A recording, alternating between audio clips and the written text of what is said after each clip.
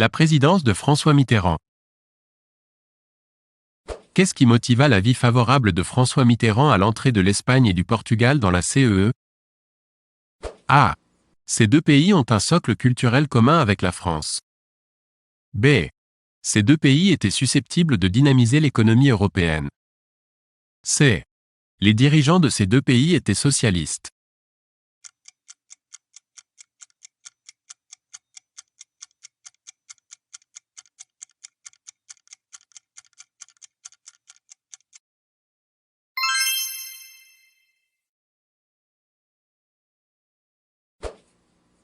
François Mitterrand, dans sa vision de l'Europe. A. Est resté fidèle à la conception française traditionnelle de l'Europe. B. S'est positionné aux antipodes de la conception française traditionnelle de l'Europe. C. A modelé la conception française traditionnelle de l'Europe sur les exigences du socialisme.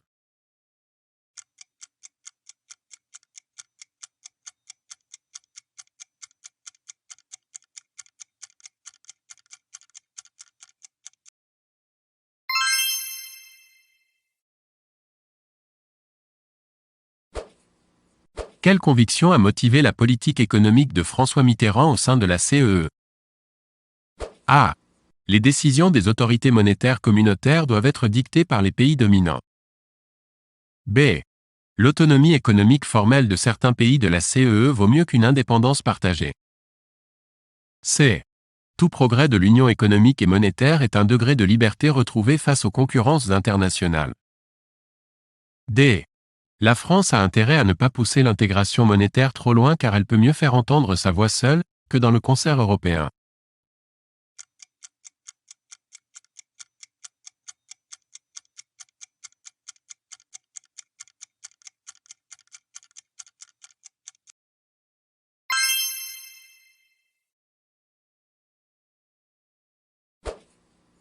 Lorsque François Mitterrand arriva au pouvoir en 1981, la CEE souffrait de deux querelles principales. Lesquelles? A. La controverse sur l'Europe monétaire. B. La question de la contribution britannique. C. La remise en cause de la place des technocrates à la tête de la construction communautaire. D. La réforme de la PAC.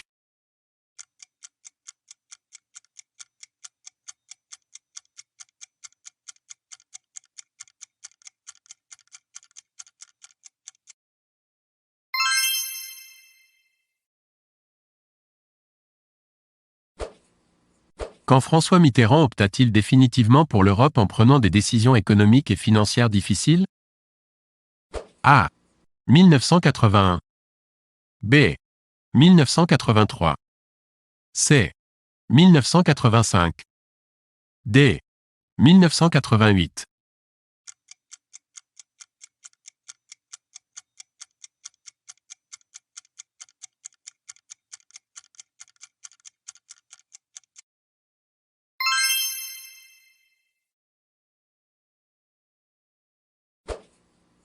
Sur la question de la contribution britannique, qui eut finalement gain de cause? A. François Mitterrand. B. Margaret Thatcher. C. Ni l'un, ni l'autre. D. Les deux.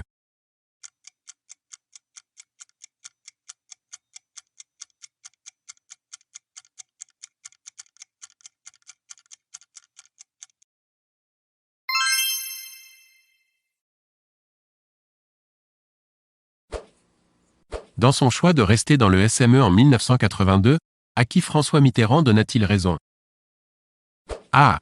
Herbart. B. P. Bérégovoy. C. Monsieur Rocard. D. J. Delors.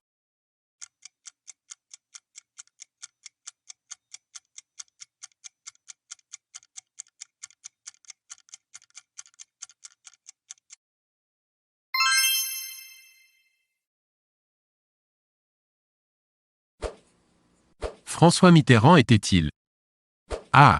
Un Européen convaincu, dès l'origine. B.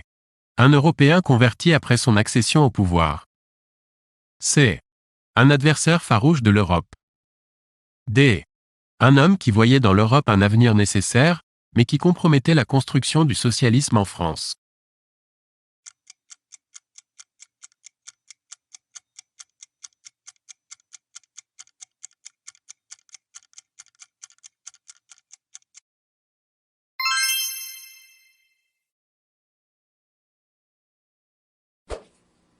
En 1988, François Mitterrand publia une lettre adressée aux citoyens français, pour faire œuvre de prosélytisme en faveur de l'Europe.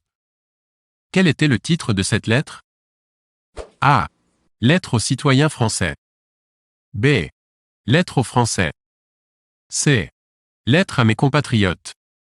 D. Lettre à tous les Français.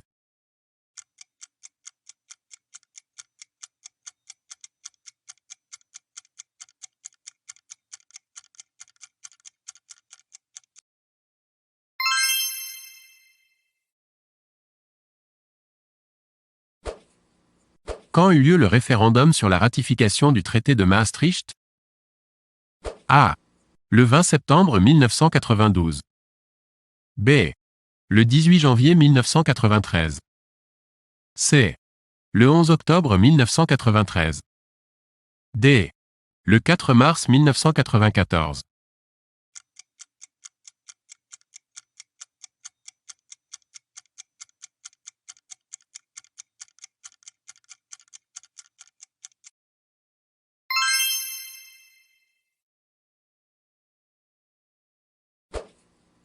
Quelle fut la grande nouveauté introduite par le traité de Maastricht? A. L'assurance d'une Europe monétaire prochaine. B. La création d'une Europe sociale à 11. C. La création d'une nationalité européenne dès la ratification du traité. D. La substitution de l'unanimité à la majorité qualifiée pour les décisions en matière de politique étrangère et de défense commune.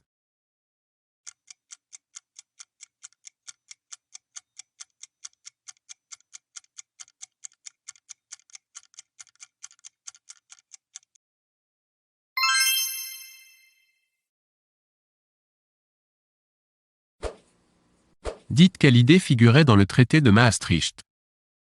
A. Une part belle faite aux mécanismes interparlementaux et au vote à la majorité pour ce qui concerne l'union politique. B. Une réflexion approfondie sur les prochains élargissements de l'Union européenne. C. La consécration du vote à l'unanimité, surtout pour ce qui concerne la PESC et la coopération en matière intérieure et de justice.